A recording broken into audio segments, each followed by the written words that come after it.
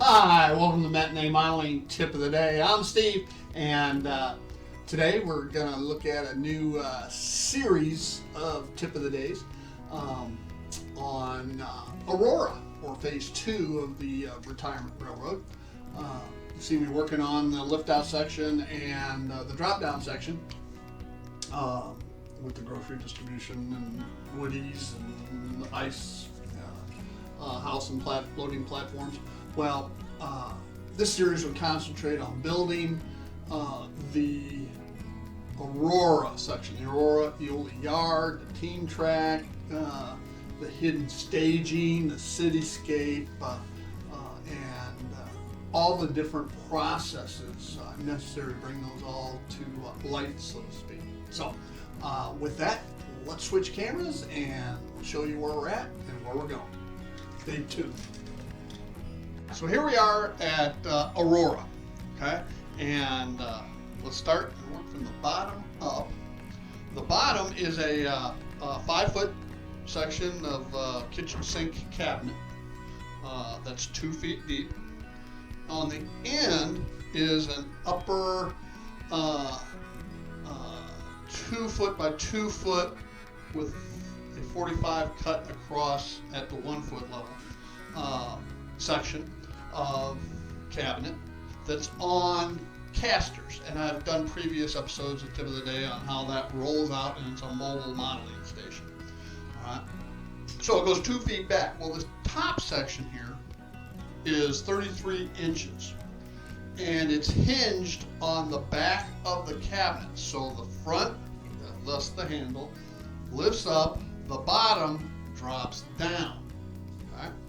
And in that fashion, I can, when the lift-out section is not in place, I can get to all the wiring and so forth inside here. Makes it a lot easier to work on. Okay, the front section, roughly the front 2 feet, is the Aurora Eola Yard. It's got 3 tracks of main line, just like the Burlington CB&Q has in Chicago, and the outer 2 of the 3 can be used as switching or arrival departure tracks. And I have a departure train already staged right there, ready to go out westbound on the CB&Q. The last track back here is the team track, the Aurora team track, and it will have a series of industries along that track. You can see over here the Hoffa cement. I've already done episodes on it of how I took a 30-year plus old Walther's cement kit and truncated it so that it fits up and over this shelf. Now, why do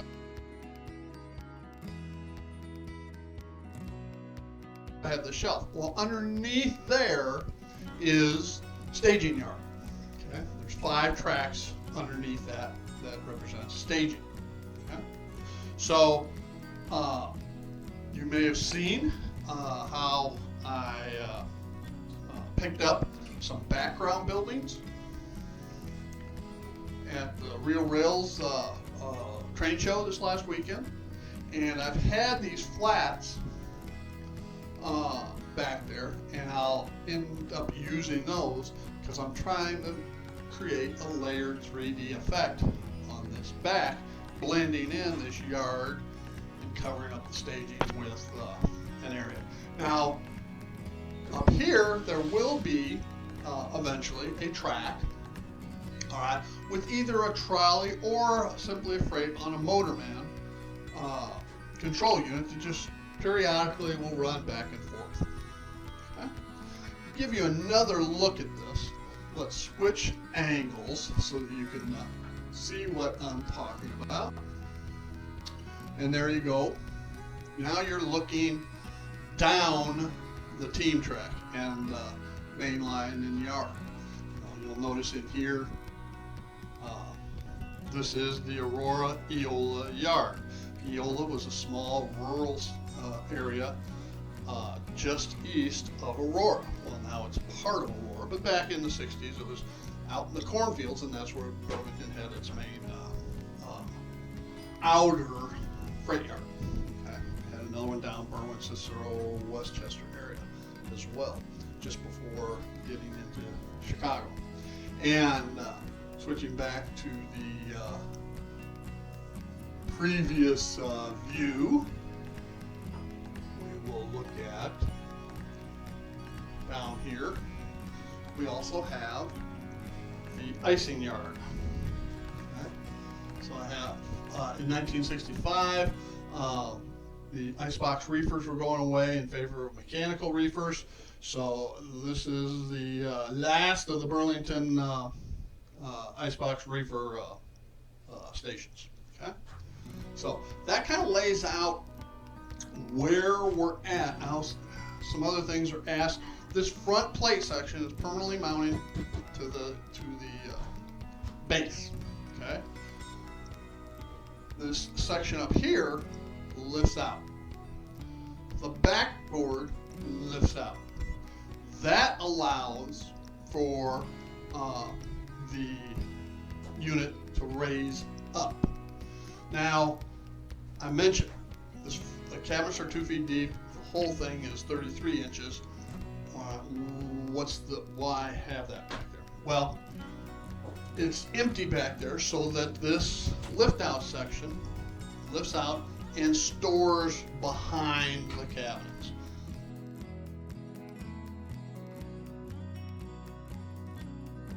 Opening up the walkway through here. And that is also the reason why the Great Lakes Industrial and this cabinet are both 45s, so that you have a nice clean walkway through there. Okay. So what are these copper tape strips? That's for the lighting. The lighting is connected, all right, to my lighting bus, which is controlled by a 12-volt landscape timer for outdoor use. Okay. That automatically, when you turn the lights off in the room, 30 seconds later, all the city lights come on.